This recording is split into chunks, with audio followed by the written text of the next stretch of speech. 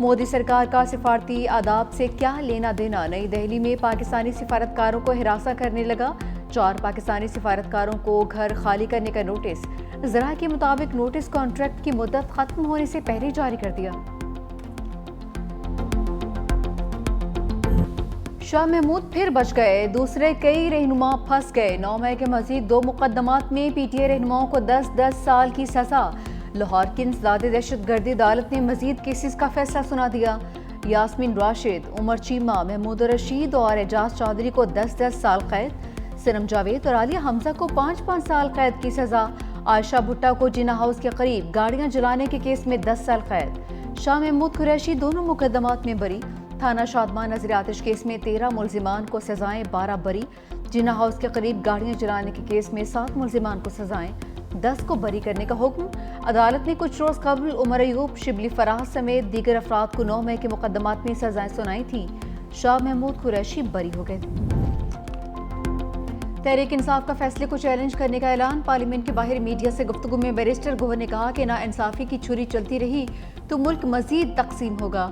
آج انصاف کا قتل ہوا، سزاؤں کی مذمت کرتے ہیں۔ 8 فروری کو 180 نشستوں پر کامیاب ہوئے مگر مینڈیٹ چھینا گیا۔ مینڈیٹ چوری ہوا، جو ملا وہ تسلیم نہیں ہوا۔ آج ہمارے ایوان میں 76 نمائندے رہ گئے۔ 74 سالہ کینسر کی مریضہ یاسمین راشد کو پھر سے سزا سنا دی گئی۔ ہر دل عزیز لیڈر کی رہائی تک تحریک چلے گی۔ اسد کیسر بولے، یہ عدالت نہیں، حکومت کے فیصلے لگتے ہیں۔ ان فیصلوں میں انصاف دور دور تک نظر نہیں آ رہا۔ عدلیہ کو کھڑا ہونا پڑے گا ورنہ عملی خانہ جنگی کی جانب حالات بڑھ رہے ہیں۔ فارم 47 والوں کے بچے بھی انہیں رکن نہیں مانتے۔ تحریک انصاف کا سزاؤں کے خلاف پارلیمنٹ ہاؤس کے باہر ہنگامہ، پی ٹی آئی ارکان قومی اسمبلی اجلاس سے نکل گئے۔ پارلیمنٹ ہاؤس کے گیٹ پر احتجاج۔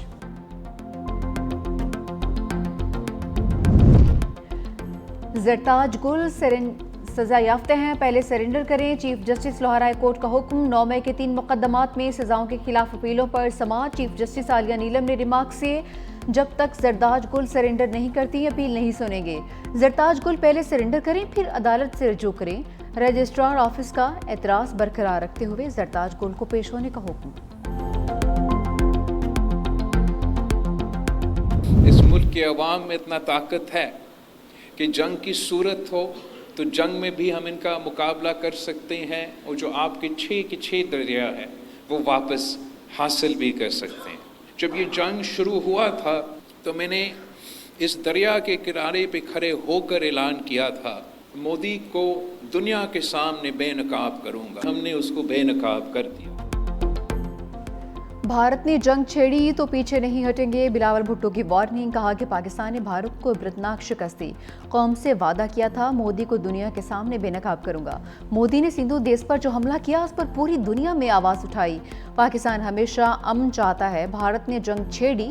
نوجوانوں نے سوشل میڈیا پر ڈٹ کر بھارت کا مقابلہ کیا۔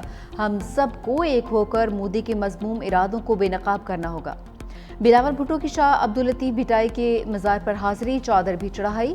چیئرمین پیپلز پارٹی کی شاہ لطیف ایوارڈز کی تقریب میں شرکت، مختلف شعبوں میں نمایاں خدمات سر انجام دینے والوں کو ایوارڈز دیے۔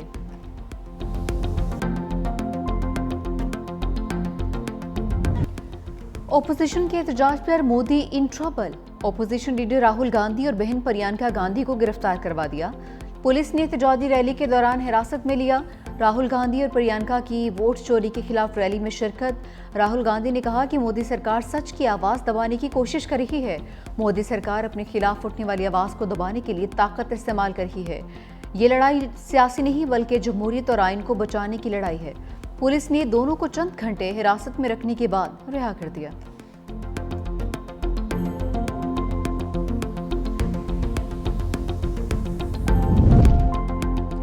پاکستان ہر قسم کی انتہا پسندی اور مذہبی عدم برداشت کے خلاف ہے۔ صدر آصف علی زرداری کا اقلیتوں کے دن پر تقریب سے خطاب۔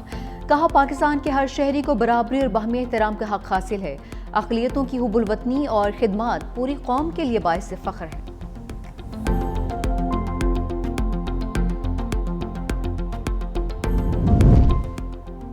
مری میں شریف خاندان کی اہم بیٹھک، وزیر اعظم شہباز شریف، صدر نون لیگ نواز شریف اور وزیر اعلیٰ پنجاب مریم نواز کی شرکت۔ ملک کی سیاسی صورتحال، حکومتی معاملات اور پارٹی امور پر گفتگو۔ ذرائع کے مطابق وزیر اعظم نے پارٹی قائد کو بلاول بھٹو سے ملاقات بارے آگاہ کیا۔ नवाज शरीफ के हम फैसलों में मुख्तलिफ सियासी क़यादत से हुकूमती और सियासी सतह पर राबते बढ़ाने और उन्हें ऑन बोर्ड लेने की हिदायत। गिलगित में मट्टी का तौदा क़यामत बन कर टूट पड़ा। दिनवोड निराला में मट्टी का तौदा गिरने से 8 रज़ाकार जाँ बहक, 7 जख्मी हो गए। रज़ाकार पानी की बहाली के लिए काम कर रहे थे। जाँ बहक होने वालों की इज्तिमाई नमाज जनाज़ा अदा। मकामी अफराद का साने के खिलाफ धरना, हुकूमत के खिलाफ नारेबाजी। इंतजामिया के मुताबिक शिशपर ग्लेशियर पिघलने से नाले के बहाव में इजाफा हुआ, फिर सैलाब आया। दरियाए सतलुज और मुलहका नदी नालों में सैलाब का अलर्ट। आइंदा घंटे में 72 की जानिब से पानी छोड़े जाने का इम्कान है।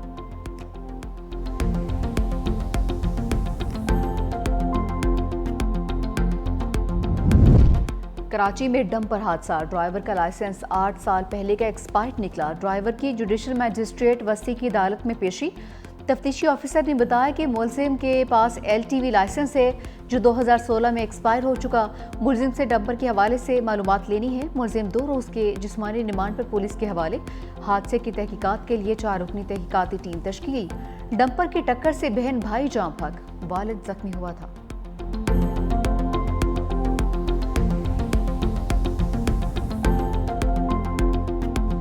दहशतगर्द सोच के लोग मुख्तलिफ 7 डंपरों को आग लगा देते हैं। हमने उनको डेडलाइन दी कि 25 तारीख के बाद सिर्फ वो डंपर शहर में आएंगे जिसमें ट्रैक्टर्स लगे होंगे, जिनके ड्राइविंग लाइसेंस फुली चेक्ड होंगे। तो गवर्नमेंट का काम है, वो अब काम कर रहे हैं। लेकिन आप बैठ के यहाँ पे सिर्फ आग में तीली के फलाने ने ये कहा, फलाने ने ये कहा, ये क्या मैसेज दे रहे हैं आप? शहर का अमन आपको रास नहीं आ रहा है? जानबूझकर इस तरह की साजिशें की जा रही हैं। गवर्नमेंट किसी प्रेशर में नहीं आएगी।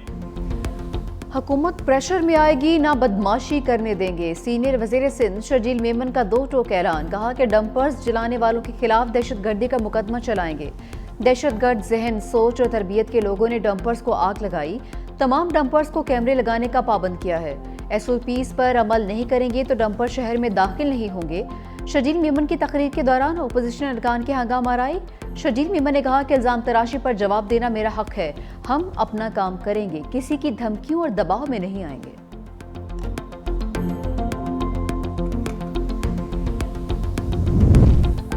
तुर्किया में क़यामत खेज ज़लज़ला, दर्जनों इमारतें ज़मीं बोस, 1 शख्स जाँ बहक, 29 जख्मी। सूबे बलक्सर में ज़लज़ले की शिद्दत 6.1 रिकॉर्ड। मलबे तले दबे बेशतर अफराद को निकाल लिया गया। वज़ीर आज़म शहबाज शरीफ का तुर्किया में ज़लज़ले पर अफसोस का इज़हार। कहा कि सूबे में ज़लज़ले पर दिल रंजीदा है। तमाम तर दुआएं और हमदर्दियां मुतासरीन के साथ हैं।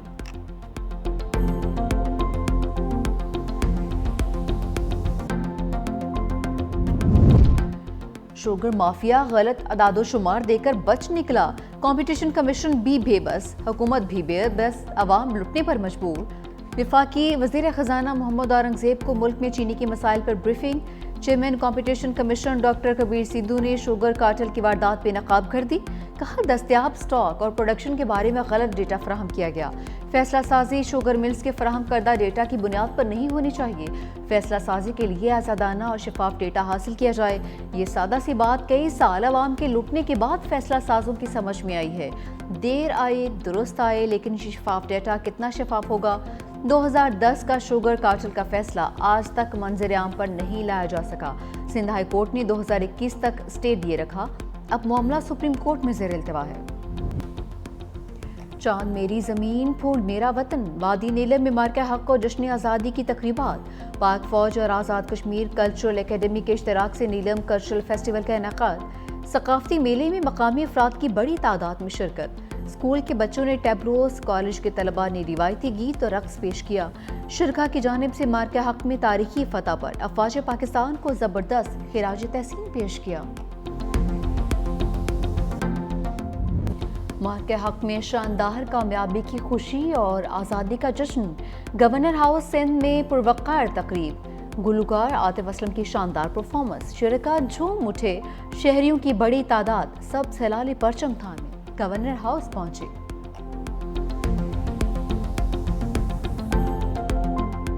घड़ी जब मैंने खरीदी थी तो उस वक्त उसकी जो मालियत थी, आज वो उसके 3 गुना है, क्योंकि वो मेरी थी 12-13 साल पुरानी घड़ी मेरे हाथ में थी और मैं अपने बच्चों के साथ था, फैमिली के साथ। जो हमारे मेज़बान हैं इनकी भी घड़ी छिनी میری بھی چھن گئی، لیکن اللہ کا شکر ہے جان ہے تو جہان ہے، یہ چیزیں تو آنے جانے کی ہوتی ہیں۔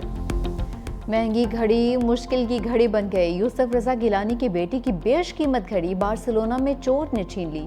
گھڑی کی مالیت 56,000 یورو تھی، جو پاکستانی کرنسی میں 1,85,00,000 روپے بنتے تھے۔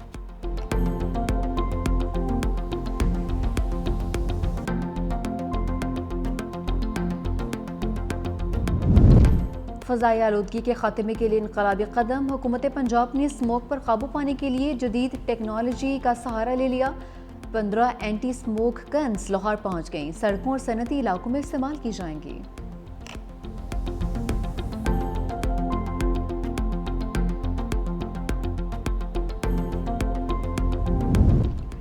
اسرائیل کا بربریت میں نقاب کرنے والے صحافیوں پر حملہ، بمباری کر کے الجزیرہ کے معروف صحافی انس الشریف کو 4 ساتھیوں سمیت شہید کر دیا۔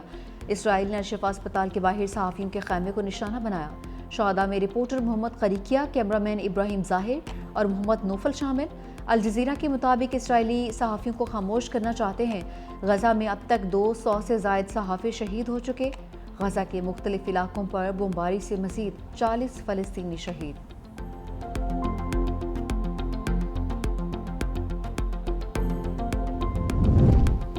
آسٹریلیا کا فلسطین کو باضابطہ تسلیم کرنے کا اعلان۔ وزیر اعظم اینتھونی البانیز کہتے ہیں جنرل اسمبلی میں فلسطینی ریاست کو تسلیم کریں گے۔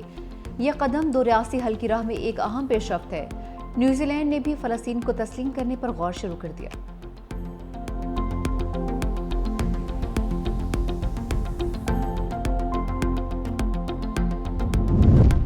بھارتی ریاست اتر پردیش میں 200 سال پرانے تاریخی مقبرے پر حملہ، بجرنگ دل سمیت انتہا پسند ہندو تنظیم کے ارکان نے دھاوا بول دیا۔ مقبرے کی تاریخی عمارت کو نقصان پہنچایا ہے۔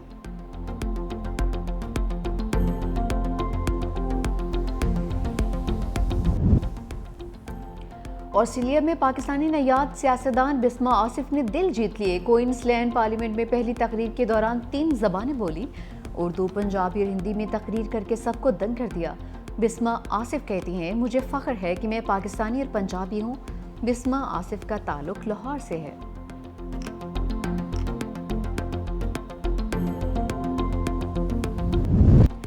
ویسٹ انڈیز نے حساب برابر کر دیا، پاکستان کو دوسرے ون ڈے میں شکست۔ بارش سے متاثرہ میچ میں قومی ٹیم نے پہلے کھیلتے ہوئے 35 اوورز میں 7 وکٹوں کے نقصان پر صرف 171 رنز بنائے۔ حسین طلعت نے 31، عبداللہ شفیق نے 26 اور سائم ایوب نے 23 رنز کی اننگز کھیلی۔ ڈی ایل سسٹم کے تحت ویسٹ انڈیز نے 181 رنز کا ہدف 5 وکٹوں پر پورا کر لیا۔ شرفین ردرفورڈ نے 45 اور شائے ہوپ نے 32 رنز بنائے۔ سیریز کا فیصلہ کن میچ آج کھیلا جائے گا۔